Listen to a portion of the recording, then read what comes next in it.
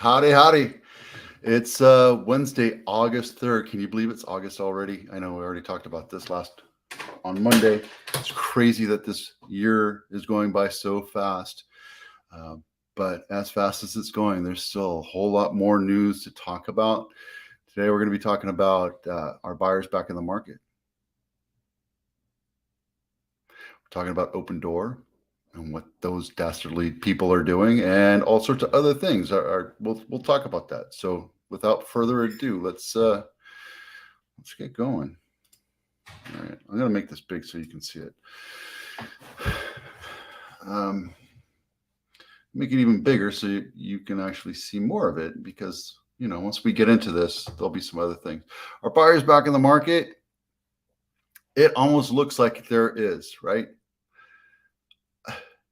I've been busy as all get out. I've been busier the last couple. I didn't get home until like 9:30 last night. So a lot of things are happening. A lot of buyers are popping out in the out of the woodworks. I'm going all over to look at houses. It's been hectically crazy. And I need you to stay tuned when actually I have somebody made a comment here. Hey, Cheryl. Holy cow. Cheryl, hi. I haven't seen you in like a decade. How you doing? So buyers are seemingly creeping back into the market, and we're going to talk about the numbers as soon as we get to the numbers part. But first, the news. Want to talk about some real quick housekeeping notes. Please subscribe. Hang on a second. I have something for you to watch real quick. A little quick 6-second video. Please subscribe. Hit the thumbs up, the subscribe, and the bell if you're on YouTube. Please do that. That way you'll be made aware of these as they come along. And we do this right now. We do this Mondays and Wednesdays. We're probably going to start adding Fridays, depending on if we can start getting guests to show up. We also have a podcast. So in case you don't want to watch me and you'd rather just listen to my opinions, I have a podcast, and you can listen to it on your way home from work tonight. That's going to be fun. We have a home buyers course. It's free. It helps you walk through things. I've been pushing a lot of my buyers, my current prospective buyers, to that. That way they can understand what steps they have to do first. What comes first, the chicken or the egg, that kind of thing. That's pretty much it. Don't forget, October 2nd, first or second week of October, we're having Beautiful Day, which I know a lot of people don't like doing stuff, but Beautiful Day, we're going to go help a food bank, Santa Maria Urban Ministries. We're going to do some painting, moving some murals, building some shelves, doing some landscaping, and building a shed, hopefully. And we need your help. It's going to be fun. It's good community activity. You know how I'm crazy about that. All right. Oh yeah, did I mention my goal is 1,000 subscribers? So please subscribe. Why am I doing this? Is mostly because I just want to remind you that I'm in real estate. I'm a real estate agent. I'm a real estate broker. I've been doing this for almost 20 years. My business is doing really well. We're adding new agents as we speak. It's been a great ride. In the last 5 years have been pretty amazing. It just keeps going up. I am building a network to find some investment properties. So if you're interested in learning more, DM me and I will get to you. We added another tipping point this week. I've been searching desperately for it because I know that this house of cards that we're talking about, how great this economy has been and how we're really not in a recession, and how, we're only doing 0.75% increase in the Fed rate. And then inflation is at an all-time high. A lot of things are showing their nasty heads right now. And mostly it's us as people. The average American only has $2,500 in savings. We'd rather spend than save for a rainy day. My fear is that there's going to be a large, when I say large, I'm not talking about like 40, 50% of the population. I'm talking about 2 to 3% of home buyers that just bought within the last 3 or 4 years. And that's going to be enough to tip this market over, that are over leveraged. They might get laid off, or they bought it for other intentions like short-term rentals. And that market dries up. A lot of those Americans don't have the ability to hold onto those properties for 3, 5, 6 months, maybe even 12 months, because we don't know how bad a recession this is going to be. So that's going to be tipping point. I mentioned this last week or the week before. Also, I'm hearing more and more reports about automotive industry lending practices, putting people into loans, putting people into cars they really shouldn't be in. Right? It's the same thing. It's like, oh, it's a $100,000 car. Okay, I think I can make the payment. Well, that's a lot of money every month that you have to shell out.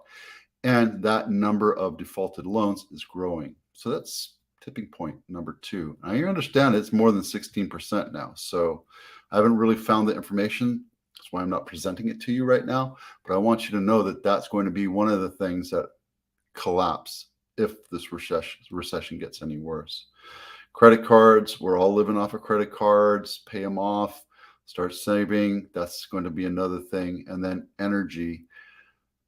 Energy is out of whack.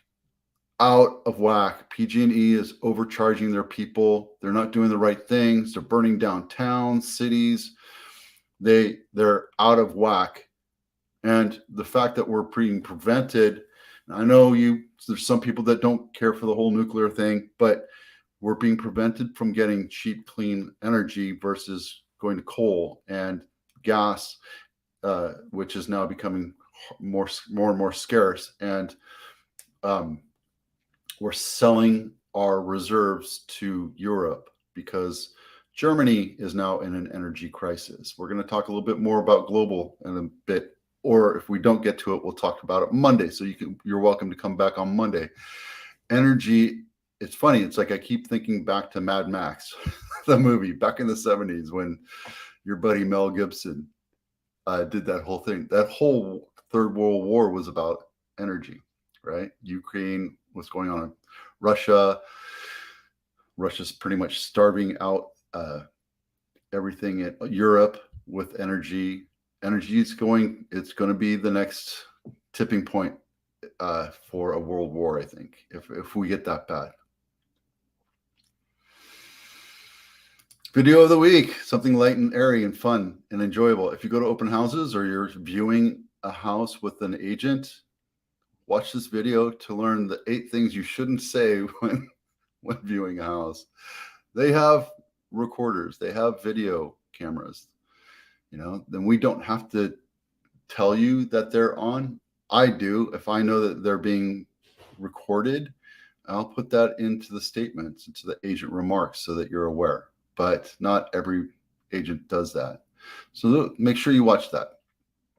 That link is down in the comments somewhere below. All right. Headlines. Is this the one I want to go to? Oh, yeah, this is the one. Let's just jump into Opendoor. I think this is it right now. Where is it? I had it somewhere.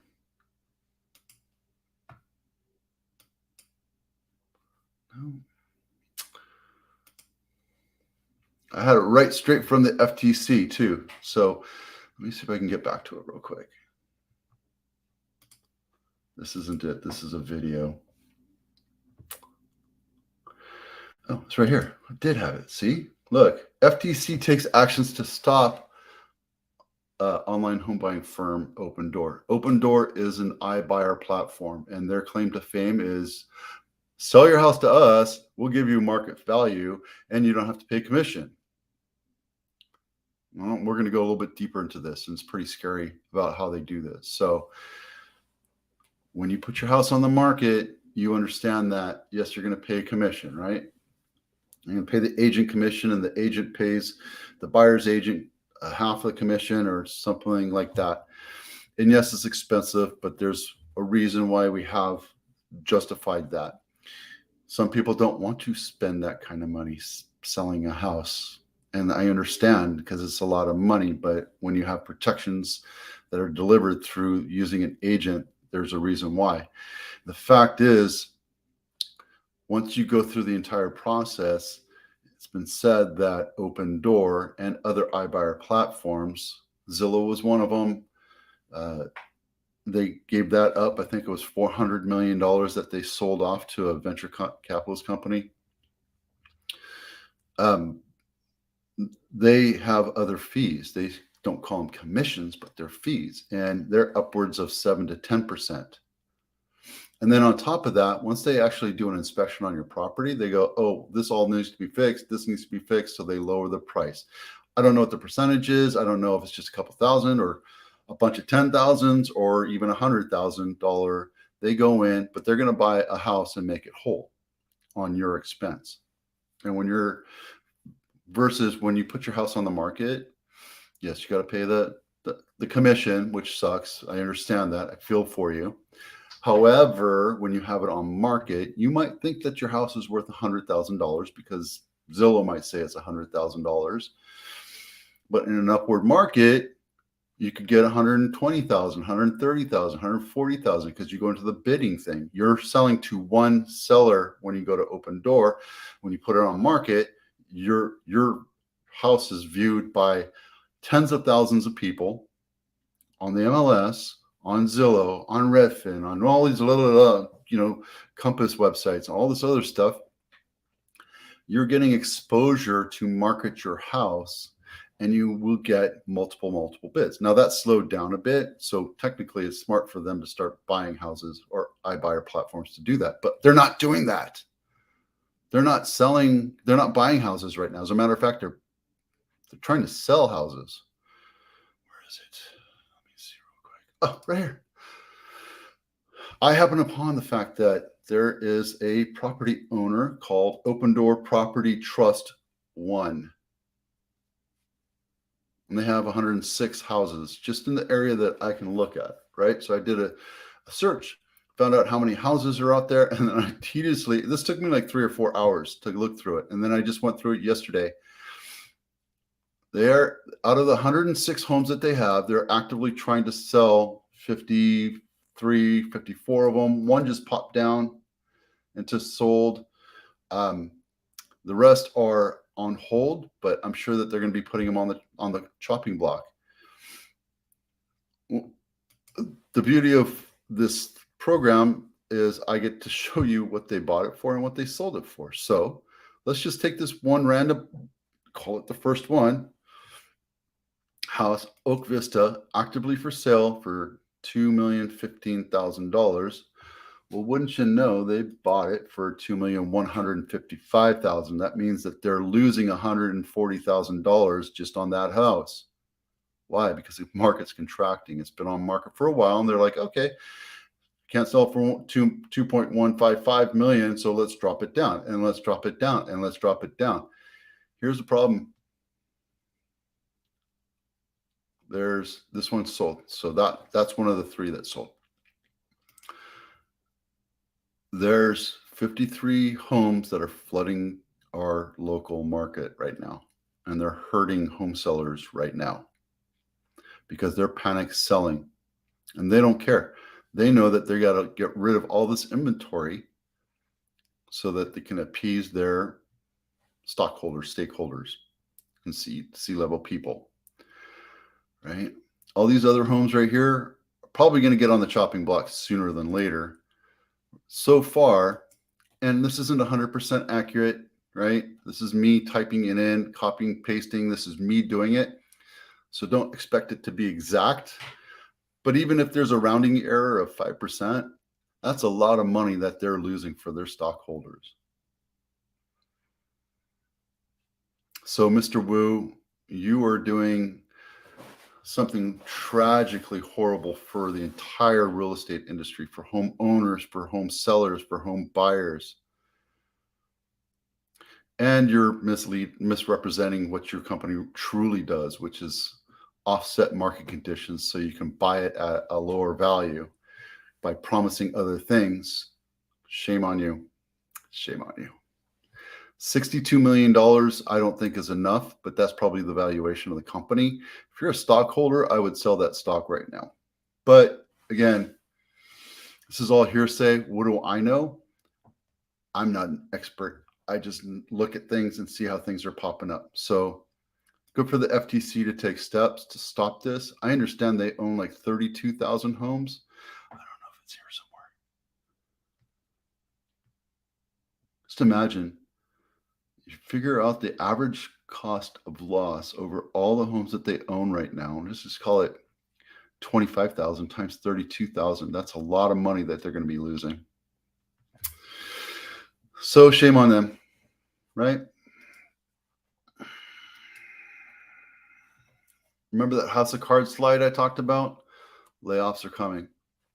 It's happening more and more. I'm hearing about it. This is an old article, so I don't even want to pull it up. But there's more and more articles on layoffs, not just in the tech industry, but everywhere. We're talking about healthcare, insurance. Geico just closed all their doors in not all of them, but most of the doors in California. There's a lot of stuff that's happening, and a lot of people are getting laid off. And I don't know the exact reason why Geico did that. I didn't read it. It's up to you to figure this out. Guys, I'm not trying to get you to panic, buy or sell or freak out. I'm just trying to show you these are the cards that I'm seeing. These are the tea leaves that I'm seeing. So you can make a judgment as to whether or not is this a good time to buy, hold, sell, look at for investments. Completely up to you. I'm not telling you what to do.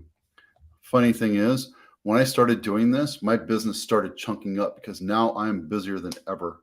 It's just people realize now is a great time to buy or sell, right? Talked about this. I talk about this slide every time because it's such a great slide, and it's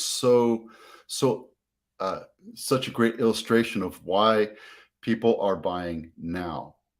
If you took this number right here, this is us in the market here. Actually, this is the market where we are right here, right now, right? But if you look historically, you see houses when they go up and up and up in value, and then you see the market stall, and then people kind of freak out. And instead of having 1,000 buyers out there every weekend, now we only have 100 buyers or maybe 150 buyers. The rest of them are sitting on the fence going, I don't know what's going on. But here's the thing. You have a whole lot less competition. When you're buying a house, now is the time to buy a house. But Vito, if the market goes down, then I can buy it here. You absolutely can, right? And I'm not saying you absolutely should buy here because right now it's a very scary time. It's a very scary time because what happens if the market collapses? What happens if you buy $1 million house and then in 3 months, 6 months, it's worth $500,000? That's going to happen. That might happen. Well, I can't say that's going to happen. That might happen. But right now, you can ask for off price or off list price. You can go lower than list price. You're not paying 100, 500, $2,107,000, which is the highest home over list price sale in history in Santa Clara County. $2,107,000 somebody paid for a house over list price. There's no competition. All the competition's dried up. Yes, there's going to be houses that are beautiful in markets that are still hot that people are going to get $200,000, $300,000, $400,000 over, right? But a lot of the different markets have dried up quite a bit. So if you're in the market or you've been in the market, now is a good time. If you wait and the market starts collapsing, more competition is going to enter the market. If you continue to wait or you start dabbling in it and you're like not really ready, you're going to have more and more competition until the market bottoms out,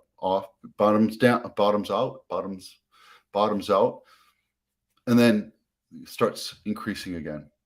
And then you're going to have a little bit less competition, but you don't know if that's the bottom of the market. You don't know, but there's going to be a sign, and that's that there's less competition. But the chances are if you waited here and you get beat up over here, you're going to be like, oh, that's just a tick in the market. And then you're going to miss the timing, right? You should always buy on the tick up or on the peak. So absolutely, this is where you should buy, and absolutely, this is where you should buy. But I can't tell you definitively if this is going to happen. We might just like tick a little plateau and then continue to go up. A lot of the agents out there, and I'm going to say it's closer to 95% of the agents out there are saying, yeah, recessions, where's the number? There's a little thing here, right? We talked about this here. In every recession, except for one, which is 2008, prices actually flattened out or went up, right? I don't know what's going to happen. Nobody knows. Do you know what's going to, if you know specifically what's going to happen, put a message down and tell me that this market is going to continue to go up or down and how you would handle it, right? We have historically low. We're at 5% now. If you look at yesterday or Monday, I looked and this was under 5%. Now it's 5.3, which was expected. We expected this to go up. 30-year fix is now 5.3. If you got any contract on Monday, you would have had 4.9 or 4.8 or whatever that number was. So the market's going to continue. The interest rates are going to continue to go up. What should I say? I should do that. No, I shouldn't. All right. Number nerd. You ready to be a number nerd? I was looking at a house yesterday to list it to sell it, and it doesn't have air conditioning in it. And I understand more older generational people are like, I never had air conditioning. Why would I have air conditioning? I don't need air. Maybe 3 times a year I need air conditioning, and you just put up with it. Well, more and more people today have air conditioning, and that's just a fact. I just did a search on just that one zip code, this random zip code that I went to, 95132, which is close to Milpitas. Let me see if I can find those numbers for you real quick. Houses with cooling and houses without cooling. I did 2 different searches. Same houses sold in the last 3 years. No, I didn't look at condition. I didn't look at size. I didn't look at age. I didn't look at the number of bedrooms. I just separated the numbers between cooling and no cooling. No cooling on the average homes sold for, and yes, they sold for a little bit more, but that's because we were in an upward tick, 1.495. So one and a half million. Okay, and it was 20 something homes. I don't know how many, 25 homes. And then I took the same demographic, the same zip code, again, no age, nothing, right? And, probably if you look at the age average, you're going to see that the age is, where is it? Yeah, the age is average 50 years old, right? And then you go here where obviously they have, newer homes for sale. There's a whole lot more with air conditioning, whole 49 over the last year. That's the one zip code. Oh, it's 52 years old. $160,000 difference. I'm sorry, $1.6 million. It's $160,000 or change. Your ROI, if you have a house without air conditioning, your ROI could loosely be translated to about $160,000. I know it's like, Vito, the condition, the age, the number of bathrooms, all these things I'm not taking into account. So let's just be super ultra conservative and say that number, that $160,000 is really 10% true. It's 10% true. The average cost of air conditioning today is about $10,000 to $15,000. If you have a small house, you can get away with $75,000, $8,000, right? But a new HVAC system, the heater, the box, the condenser, all that other stuff, making sure your vents are complete, it's going to cost you about $10,000 to $15,000. You're still ahead. And that's today's numbers in that zip code. So I'm telling you, I know it's a lot of money, but it's worth every penny because you're going to get the money back. $160,000 difference, right? I'll show you the numbers again, right? Here you go. I have that cute blue for you. 1.63 minus 1.5 million. So there you go. Okay. Enough of the number nerds. Actually, we're not done with number nerds because the whole reason why you're here is my 40-day plus model. The whole reason why you're here is to see what this week netted us in San Jose as compared to the rest of the United States. 40 days on market. We started looking at that 3 months ago and saying, oh my goodness, look at this. When I started actually tracking, it was 171,000. Is that right? Yeah, 171.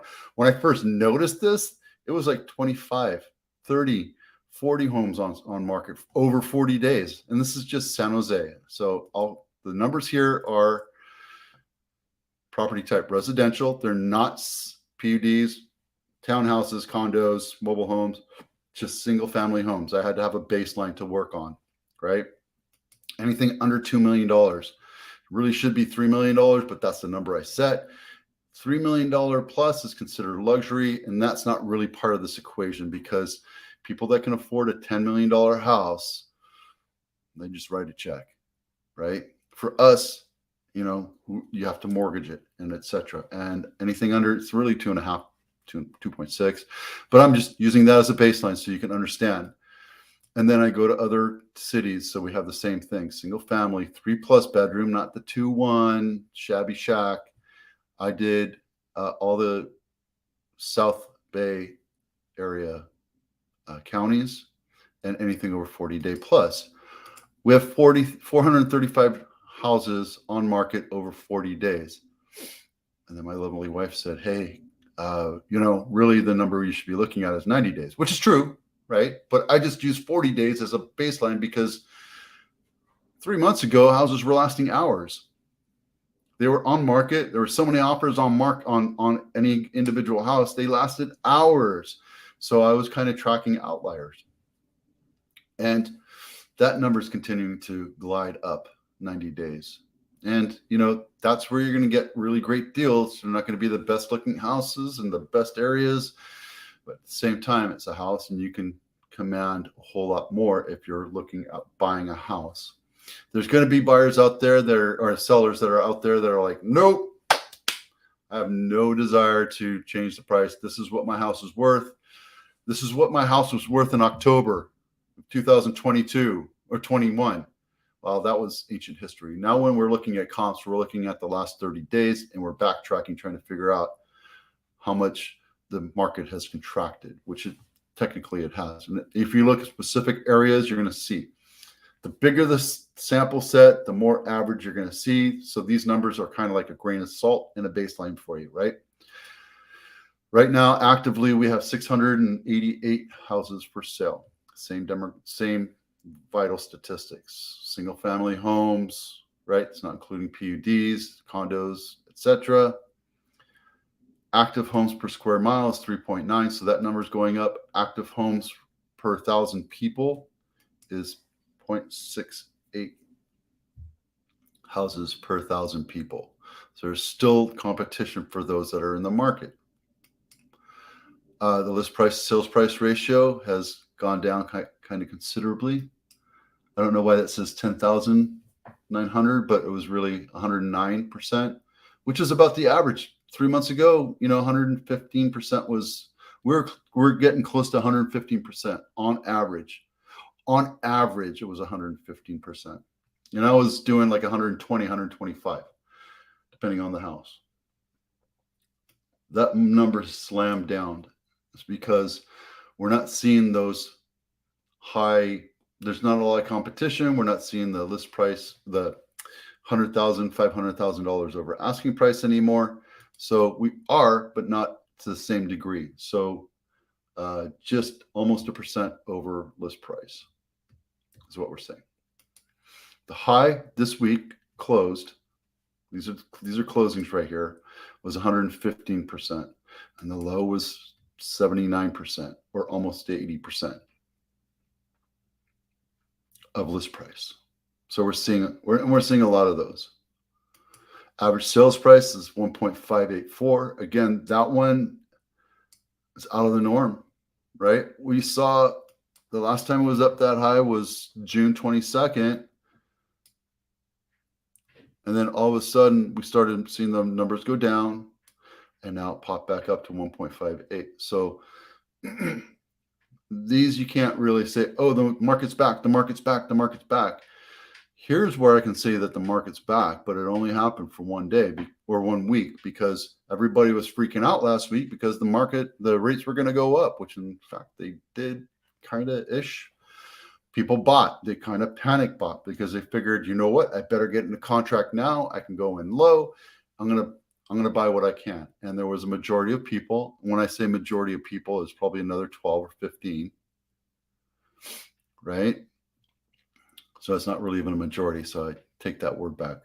12, 15 people said, you know what, I better buy a house this week because rates are going to go up. And then they went down. Days on market's climbing, 22. And that's going to be the norm, I think. 22 to 25 is actually the norm. Different areas, different zip codes are seeing 30, 35. Some are still going crazy, right? Pendings, we had a huge amount. That's what I said. Remember, because people were freaking out, we had 75, which is closer to the norm. The norm was like 100 a week. We had 100 sales per week in San Jose on that demographic, on that number right there. Closes last week, we had 76. Again, that popped up, but that was a lagging indicator. Remember, we were talking about lagging. These happened 30 days ago. So I think people, again, panic bought here because they knew rates were going to continue to go up. And then I think this number is going to continue to dwindle over time. Our cancellations, expireds, withdrawals, that's holding steady, I would say. I think that's about the number we're going to be seeing. I could be wrong, though. Transaction fell through. We had 40 people panic out. When I say panic, it could have been like, hey, Mr. Seller, we did an inspection on the property and there was $30,000 worth of termite damage. We don't want the house. I don't care if you credit it. I don't want to deal with that kind of lack of maintenance or whatever. Or I lost my taste for buying a house.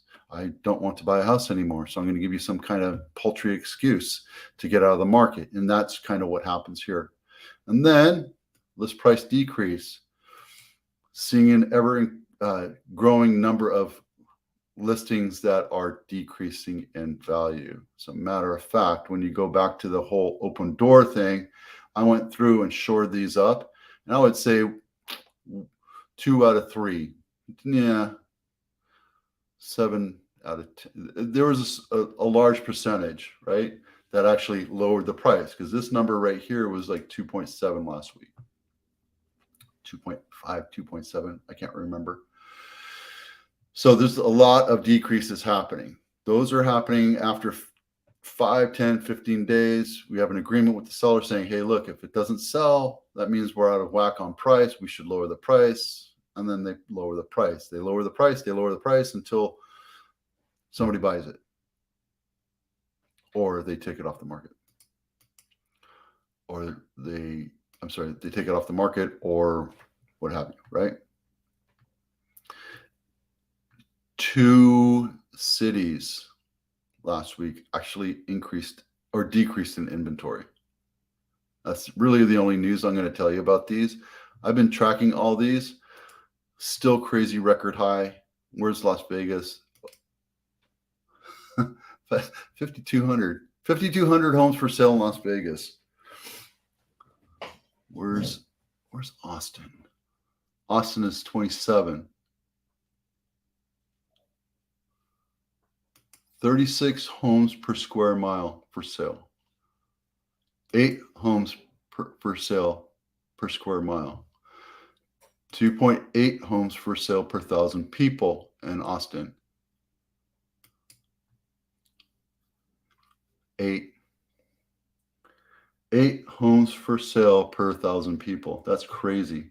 The only other one that's that high is Cape Coral, and I think where's that number? I came across something last week, and on Monday I showed you. Cape Coral increased in value more than any other metropolitan area in the United States that they tracked. And I want to find it. I swear I want to find this for you. Is it this?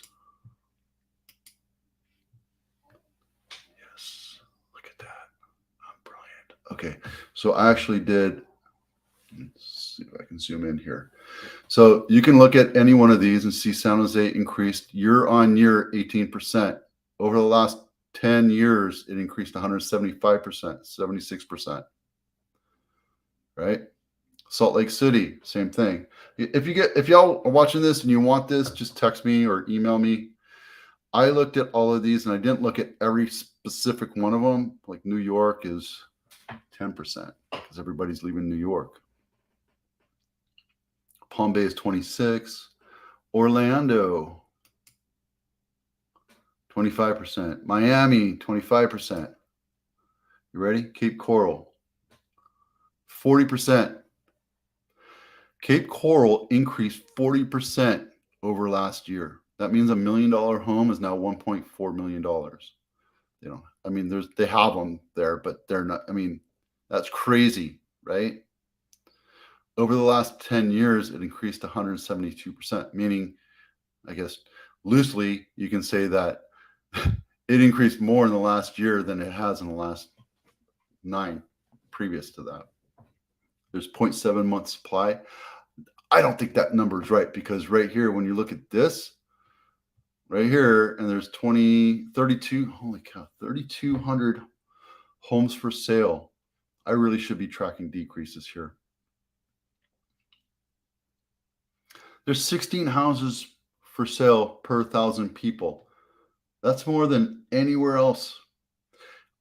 My investment mentor says Las Vegas is a canary in the coal mine.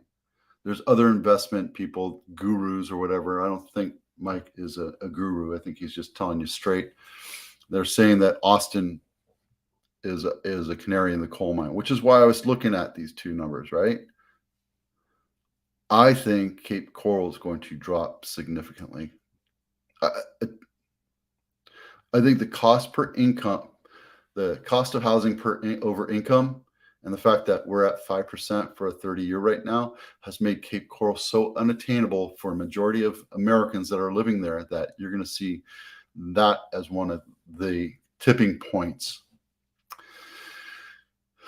But don't ask me. I'm not the expert on these things. I don't know economics. I don't know statistics. I mean, I do because I have my degree in business and I had to take all that crap. At the same time, there's a lot of stuff that's happening, guys. There's a lot of stuff. Globally, we talk about stuff going global on Mondays. So if you're watching this, make sure you tune in on Mondays because it's kind of hair-raising to see what's going on in the global economy, the global news. You know, we talk about the assassination of the Japanese premier. We see what's going on in France. We see what's going on with Boris Johnson. He just stepped down. We see energy crisis in Germany. We see housing crises in China, in New Zealand, in Australia. We see all sorts of different things. And these are top tier, you know, high-end G7 first world nations. So very telling what's going on. I think we're in for the one thing I want to leave you with is don't listen to the media. They're chalking this up to a little hiccup. Everything's rosy. Everything's great. We have a strong economy. I don't think we have a super duper. Oh, actually, right here. I don't think we have a super duper strong global economy. This thing right here, Orange County Register, take a look at it. You're seeing homes all across the globe. The ones in red are the most likely to lose value or pop the bubble. And guys, it's not going to be just one person, one company. I'm sorry, one city. It's not going to be one city. It's not going to be one nation. This one is global. This one is going to be a global catastrophe. I know I'm like conspiracy. Oh, everything's bad. I think it's going to be a tough year once a bubble pops, right? And if it happened here in the United States, it's going to be one of those 4 tipping points I showed you. If it's here, where is it?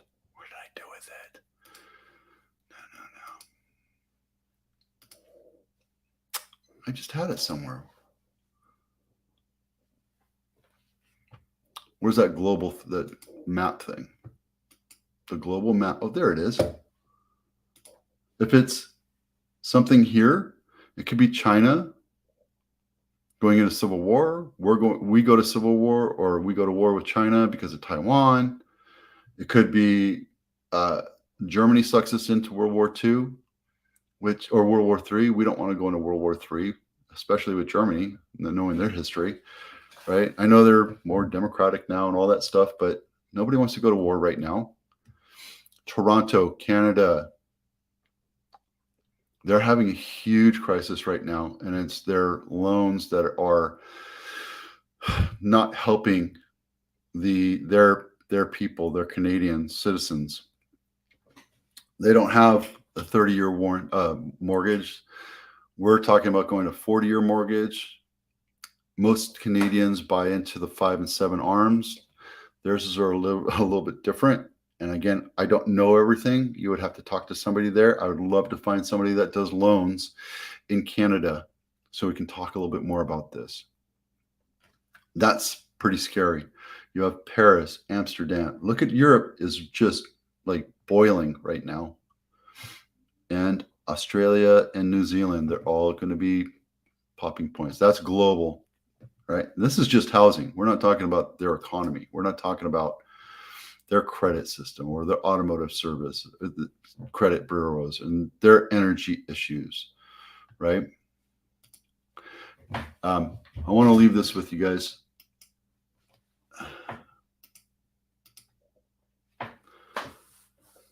The last couple of years, we printed more money. I don't want to say we printed. We pushed a button and created more money for the United States than we ever did in history. And the inflation is going to start hurting a lot of our Americans. Not the standard American, the middle America, not the rich Americans. It's going to be hurting the poorer sect of people in America. They're already at the gas pump trying to figure out how to make ends meet. They're trying to figure out how to feed their family. So all I can tell you is get together with your community and figure things out and start talking about how to get through this in the next year or two when this does happen. Okay, enough doom and gloom. Next week, it's all positive because we're going to bring in Scott Hill and talk to him a little bit more about what's going on his side of the world. All right, I'm Vito Scarnecchio with the Avatano Group. We'll see you out there.